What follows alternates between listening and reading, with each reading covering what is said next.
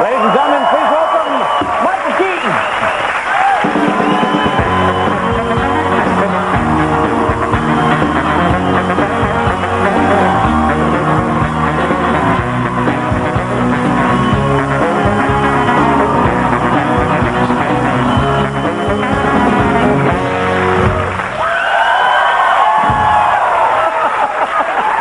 Very nice, have a seat.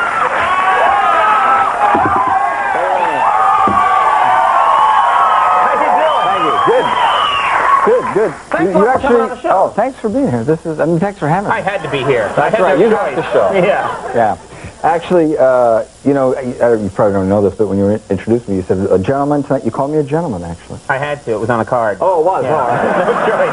Well, I just read whatever it says. No, you are a gentleman. I'm going to do my best to behave like a gentleman. And in fact, you know what? I'm going to start it right off. First of all, you have a great name. You like the name? I love the name. I think it's a great name. It caused horror for me for the first part of my life. Oh, yeah. Of course, that's understandable. But It's like a boy named Sue. You learn to fight. You learn to get out of any situation. yeah. But I think it's a great name. And, you know, that's no small thing, you know, a person's name. You know, because it can influence, you know, what happens in your life. You know, like, for instance, the world, you know, could have been a different place, you know, if Hitler's first name was Jeff. You think, really? Yeah, Jeff Hitler. It just doesn't have the same impact, I don't think, does it? No? People wouldn't fear him the same way. Yeah. Or Biff. Or Chip. Chip Hitler. Chip Hitler. Yeah. Even Randy. His young cousin. Hitler. Yeah. You're right. No, the name influences things. Because I had that weird name as a kid, I knew I got to go out and do something in show business. You can't have this crazy name and just be working as a house painter or something. Exactly. You have to do something really bizarre and strange. It gets pretty clear what you're going to do. Soldier for hire. That's true. I could have brought. Drop behind enemy lines to make stupid jokes and giggle inappropriately. By the way, I think there's a whole thing here that you guys are totally missing.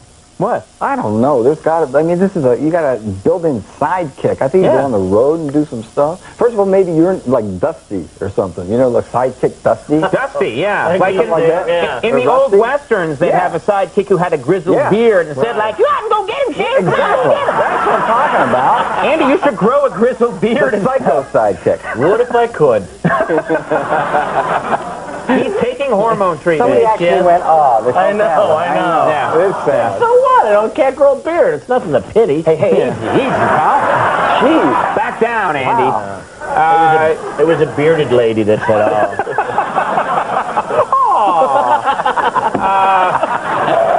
You know, I saw this movie last night. The plot of this movie, it's a very cool idea. That's what matters. It's very, and not giving anything away, but I'll just give away the whole movie if it's okay. I would appreciate it if you would, actually. No, but it was a great idea for a movie that your son, I mean, not your son, but Andy Garcia's son, and he's a policeman, has this rare disease, right? And the only person who has the same bone marrow that matches up is this crazy killer, you. And you look like you're really enjoying playing this kind of guy. Yeah. Did you, and I noticed, I was watching the movie, there's a lot of dark undertones in the movie, but a lot of you smoking, tight shots. It's got a real film noir kind of quality. Is what it is. Is this what you love those kind of movies? You know, I was a huge fan of film noir. I mean, this movie is that, but it's also, you know, it's a it's a suspense action movie that audiences are kind of digging and yelling at the screen and loving. But when I love those old movies, those Bogart movies and everything. And they always do those, you know, those things in those movies that I love, which I never totally understood. You know, like always looked at the phone after a conversation. You know, yeah, right. Yeah, all right, I'll be right down. I don't know what was supposed to happen in the phone. And everybody wore hats. Everybody wore hats. Everybody wore a hat. You know, seriously, everybody had a hat in those movies. And there was a point everybody just quit wearing them. I don't know if they all got together and say, what the hell are we wearing hats for? We don't have to wear hats. But the hats was part of the deal. And the guy come, you know, say, you know, knock on the door and say, all right, get your hat. We're going downtown. They always say, get your hat and go. And I always wonder what happens to the guy says, you know, I have a hat. I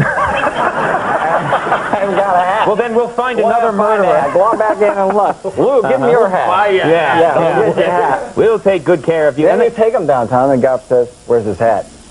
Somebody get this guy a hat. They also talk, I watch those movies from the 30s and 40s. They talk so fast you can't understand what they're saying. It's like, hey, you're coming downtown, you see? I'm going to go right now. There's a fire with McCready's Barn. Let's get moving, you see? It drives me crazy. You're like, everybody's on a high-tech drug. You know what used to drive me insane when the guy would do exactly that and give direction and say, come on down here, 1446 State Street, down by the pier, go 17 steps and make a left down in the bathroom, and then they'd hang up, and the guy wouldn't go. I would always say, get a pencil and paper. How are you going to remember where that is? It used to drive me crazy. It's the 30s. People talk fast. Always have a pad by the phone. Can you hang out for 1 second? Because we got to do a commercial break. We'll come back. We'll have more with Michael Keaton in just a second. Stick around.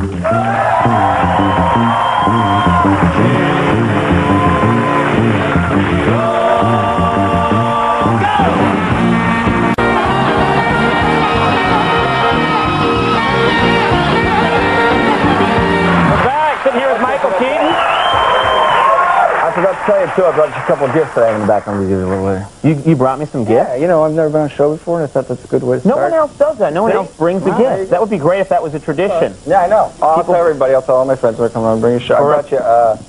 I brought you a laser disc. Got a good price on a laser disc, Spiceland, the director's cut. So you're going to like that. All the scenes they didn't feel were sophisticated enough. There's stuff in there, I'm telling you, that we are missing. They should show us. I definitely want to see that. You know, we talked briefly once. We met at the White House. They had they gathered all the Irish Catholic people in America they could, who were in entertainment, and made them come. Right. And they said all those without guilt, and there were like 4 people. Still, they all had to clear out. Yeah, everything. But I was curious. I know you're Catholic, right? Yeah.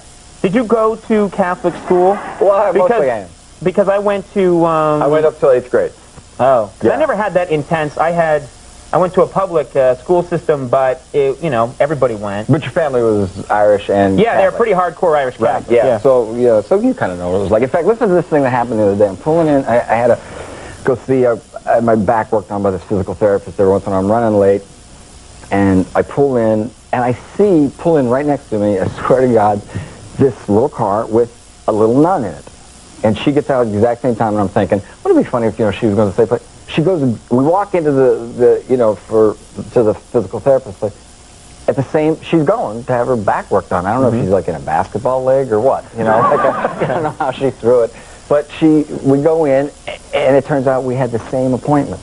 I swear to God, we had the same appointment, and I'm thinking, oh man, I'm in a hurry, and I really got to go to do this because I got another appointment after that. And I'm thinking, what do I do? What would you have done? Would you have bumped her? I would have said, hip check the nun. Yeah, take the boards and that's it. So sorry, nun, but I'm first. Yeah. No, you wrestled for the appointment. Did you? Yeah. No, you got to let the nun go. Oh, you have without to. a doubt you do. Yeah. Without a doubt you do. Do you have a fear of nuns? Some people that go to the Catholic schools, as well-intentioned as they are, they start to fear the nun figure in the black and white robes and the ruler. A lot of them don't die. Like they just won't die. They live for like ever. Yeah. You know what I mean? I swear to God, there's a nun. She's a wonderful woman, and she's still alive.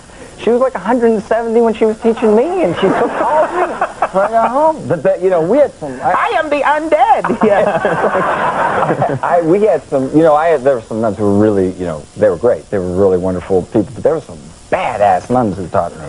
I mean, like it was. Would they announce that they were a badass nun? No, they would let you know by kicking your ass. And this is a true story.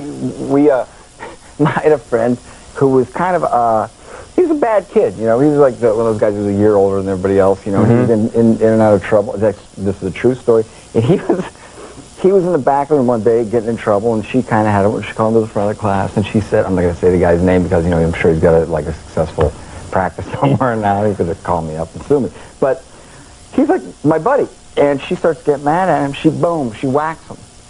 This kid's like 13, 14 years old, I swear to God, and he goes, boom, and hits her back, and they're throwing.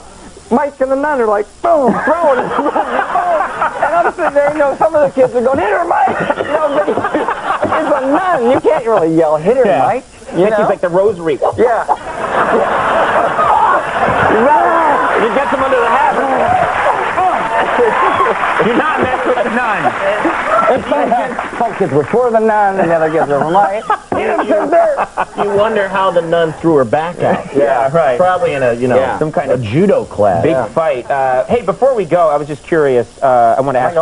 Yeah, we're out of time. They're giving me the must move the show along. Will you come back? Yeah, next week. Next week? Yeah, or tomorrow. You show tomorrow? Yeah, come on back and sing for us. All right. Okay. There you go. That'd be a nice thing. Boys? All right. the movie is Desperate Measures. It opens tomorrow everywhere. Right. People should go out and check out this film. And just quick, what do you think of these Batman movies after you left? Batman, you did Batman 1 and 2. Yeah. Right? But then, I have a quick bone to pick before we go. I think then they introduce, and Chris O'Donnell, I think he's a really good actor, but they introduce Robin and stuff, and I think it starts to get kind of silly again. Yeah, I didn't see him. I always saw like bits and... You're booing also Robin, not that I said anything bad about Robin. I only saw little bits and pieces of the third and fourth one. I just never got around to doing them, just checking them out, because I didn't even go see them? No, I swear to God, and it's not like, well, I'm not going to see them. I just never got around to seeing them. I was once in a theater watching a movie with my kids, and then I ran next door because I knew it was next door, and I ran in and watched a couple minutes and kind of nodded off. And then went back.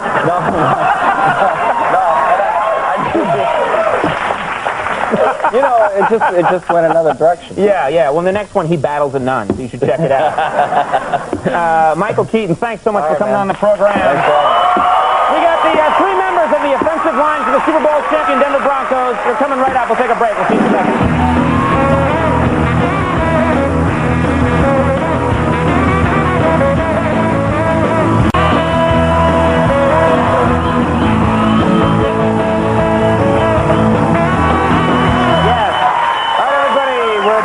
My next guest tonight